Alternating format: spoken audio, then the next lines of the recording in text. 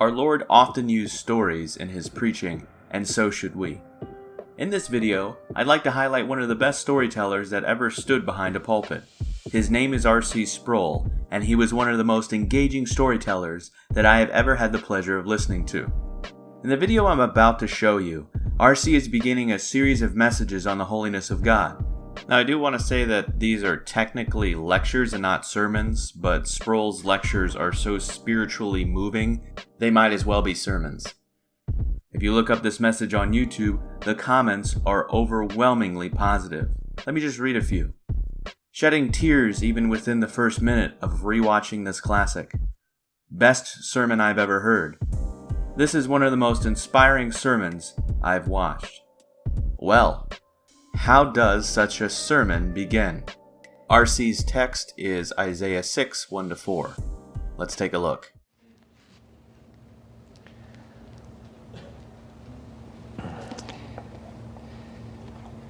I was a senior in seminary at Pittsburgh Theological Seminary. And it was a fall afternoon, and I remember vividly that I was studying by myself in the library. And I had a stack of books in front of me, and as you know, a library in a theological seminary is a place that is quiet as a morgue. No one is ever allowed to talk or chatter. It's a hushed silence. When suddenly my attention was distracted by this murmuring that started running spontaneously through the stacks and through the open tables in the library, and people began to disrupt the whole atmosphere of the place, and people were leaving their seats and their desks and rushing out into the corridors of the seminary, and I didn't know what was going on until somebody said something out loud that was unmistakable, and they said this: "Someone has shot the president." That's right, folks. R.C. Sproul opened up a sermon on Isaiah 6 by talking about where he was when JFK was assassinated. What we need to observe is how smoothly R.C. transitions from this story into the historical context of Isaiah. He doesn't do this in a dull and boring way like you're being read facts from an Old Testament survey book. Learning to transition between points like R.C. does here will be of great benefit to any preacher. And I know what you're probably thinking. How does he go from JFK's assassination to Isaiah 6? Well, let's just watch and learn.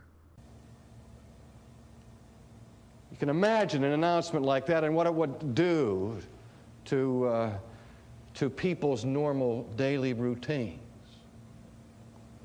I rushed outside, and like every other American, I glued myself to the radio and I listened to the moment-to-moment bulletins as President Kennedy was fighting for his life momentarily, and then, of course, the announcement came through that he died. And for the next day, indeed the next weeks, the next months, the people of the United States of America were preoccupied with this tragic moment in our history of the sudden death of a popular president. And then later a book came out that was entitled "Johnny, We Hardly Knew Ye." And it called attention to the fact that his presidential term was indeed brief. But anytime, ladies and gentlemen, that the chief executive, the leader, the king, the prime minister of a nation passes away, it is a time of solemn, serious trauma for the nation. Well, that was true in Israel as well as in the United States.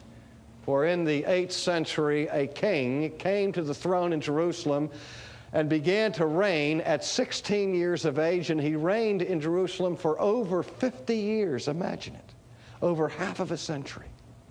And he wasn't the most famous king of Jewish history or the most important king of Jewish history, but he would certainly rank in the top 5.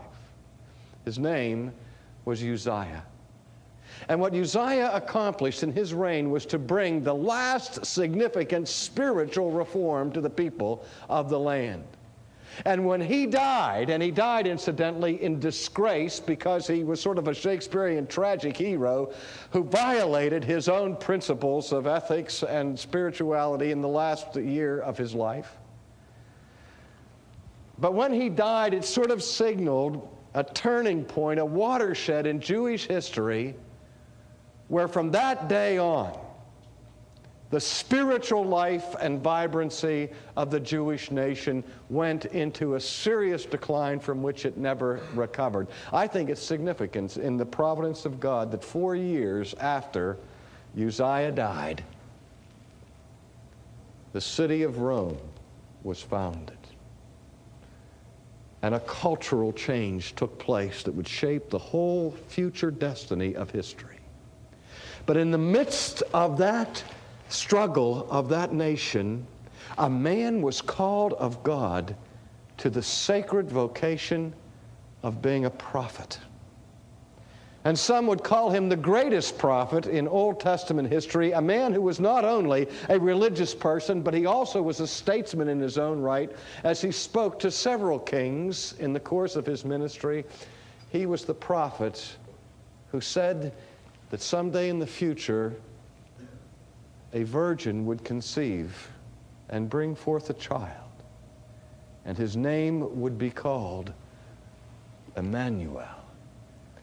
It was the prophet who said that in the future the servant of the Lord would come and bear the sins of his people. His name, of course, was Isaiah. And the record of his call to the role of the prophet is found in the 6th chapter of the book that bears his name, and I'd like to read the first part of that record for you now. This is a great way to begin a sermon. Tell a story and bring it back to the context. Thanks for watching. I saw the Lord seated on a throne, high and exalted, and the train of his robe filled the temple. And above him were the seraphim, each with 6 wings. With 2 wings they covered their faces, with 2 they covered their feet, and with 2 they were flying. And they were calling to one another, "Holy, holy, holy is the Lord Almighty."